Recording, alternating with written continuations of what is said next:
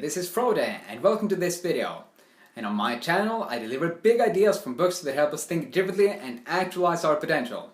Today we have another great book, A Mind for Numbers. Subtitle, How to Excel at Math and Science, even if you flunked algebra. But this book is not only for those who have flunked algebra or want to excel at math and science.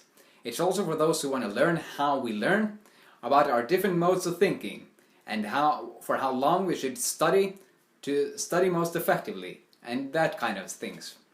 The book is written by Barbara Oakley, who is a professor of engineering at Oakland University.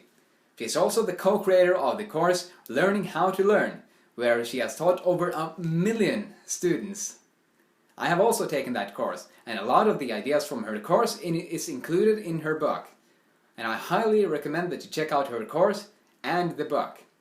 With that, let's get started with the first big idea out of 5, which is focused versus diffuse thinking. Barbara differs between 2 modes of thinking. First are the focused mode, which we use to gather information or actively solve problems, and the diffuse mode, which we use to take a step back to gain new insights and look at the bigger picture of things. For example, you can think of it like this. You need clay to make bricks. Your clay is the information you gathered in your focus mode, and your bricks are what you make in your diffuse mode. So if you're trying to learn a concept in math and try to solve a problem actively, if you just can't seem to find the solution, you can try taking a small break, like going for a walk, taking a shower, meditating or whatever, just letting your mind relax for a second, to see if it will come up with some solutions. Because oftentimes it will. Remember, the ancient philosopher Aristotle walked a lot around with his students, and I guess it's safe to say that he had a lot of great ideas. So in the focus mode, you try to gather new information. In the diffuse mode, you connect those into concepts, techniques, and other kind of knowledge. The next big idea is spaced repetition. Barbara says that if you need to have information in your long-term memory, if you want to be able to solve math problems or like memorizing quotes, but it's hard to get information from our short-term memory to our long-term memory.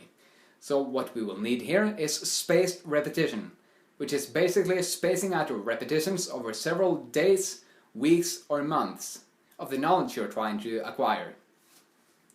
Research says that if you repeat something once 20 days in a row, you will learn a lot more and it will solidify in your brain. You'll learn it for a lot longer than if you try to cram all of those 20 repetitions into one night.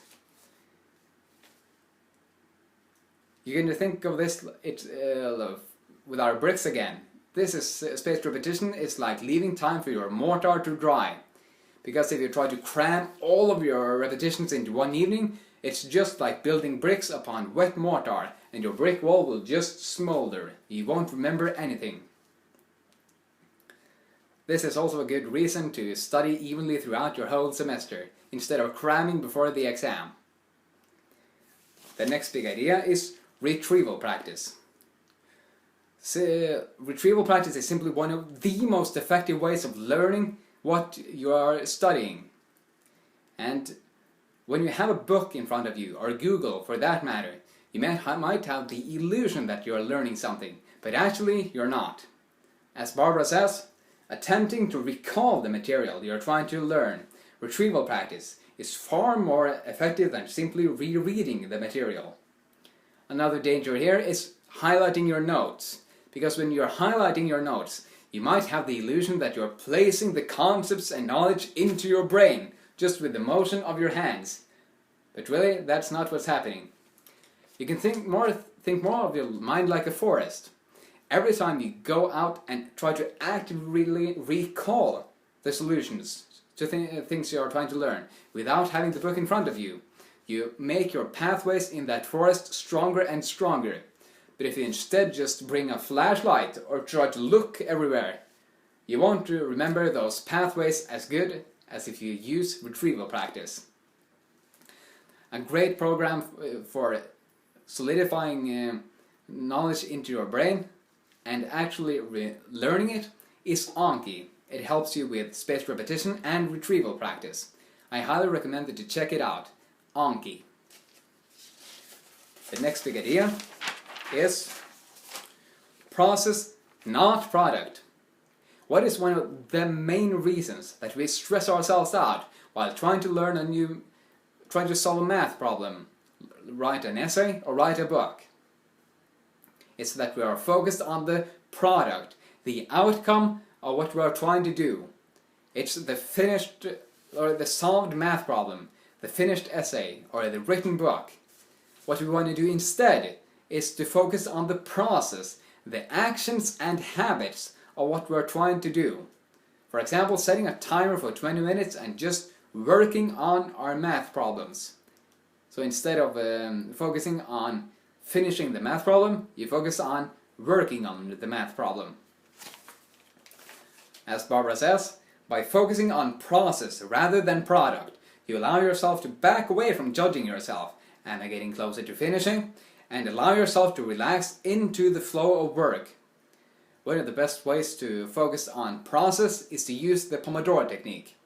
With the Pomodoro Technique, you simply set a timer for 25 minutes, and during that time, you cut off all distractions like Facebook, other social media, text messaging, email, and focus completely on the task in front of you. Then you take a break for 5 minutes, then get back to your 25 minutes of focused work. Barbara's number one tip for reducing procrastination is ignoring distractions. Because if you don't ignore distractions, you'll have attention residue that Cal Newport talks about in his book Deep Work. As I read a passage from his book, I want you to think about A, your favorite distraction, Facebook, messages or email, and a task B, your important work.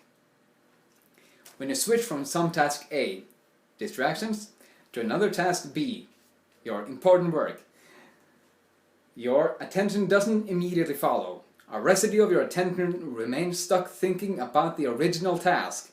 This residue gets especially thick if your work on task A was unbounded and of low intensity before you switched. But even if you finish task A before moving on, your attention remains divided for a while. So if you distract ourselves with Facebook and then go to work, distract ourselves, then go to work, we'll get very little work done. I love a metaphor Barbara uses for this. Multitasking is just like pulling up a plant, then planning it, pulling up a plant, then planning it, and never letting the new ideas and concepts take root in your mind, such that they can flourish. The last big idea is test anxiety. Try this. Do you feel stressed out when you are taking exams? Barbara says that we have to remember that this is just a normal physiological response in our bodies. Because it will start, when you face challenges, it will start pumping out chemicals like cortisol, leaving us with sweaty palms, a beating heart, and a knot in the pit of our stomach. But she also says it's that how we interpret these signals that will determine whether we will be broken by the stress or empowered by it. The stress researcher Kelly McGonigal echoes this wisdom in her book The Upside of Stress, where she talks about how stress can be a powerful resource. Like a fight or flight response, a challenge response gives you energy and helps you perform under pressure.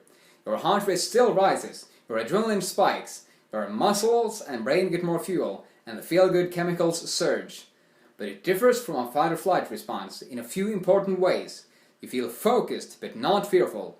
You also release a different ratio of stress hormones, including high levels of DHEA, which helps you recover and learn from stress.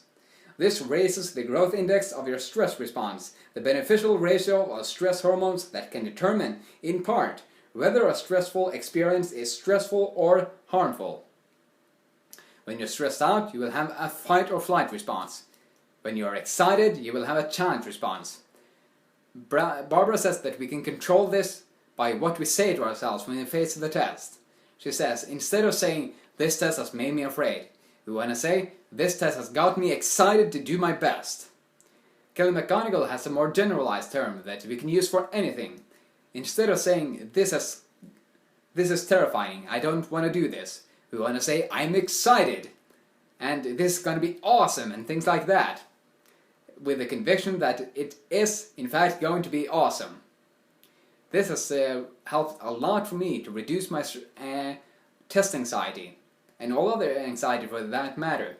Before I was stressed out before I took tests, but this last semester, on all of my 4 exams, I've actually enjoyed every single one, because I've told myself that I'm excited and I'm going to do my best on all of the exams. I highly recommend that you try it out. So, what was the one idea that resonated the most with you? Reflect on it, share it with your friends, embody it in your life right now. If you liked this video, you will probably like How to Become a Straight A Student by Cal Newport. Thank you very much for watching this video. I'm looking forward to sharing more great ideas with you soon. Have an awesome day. See ya.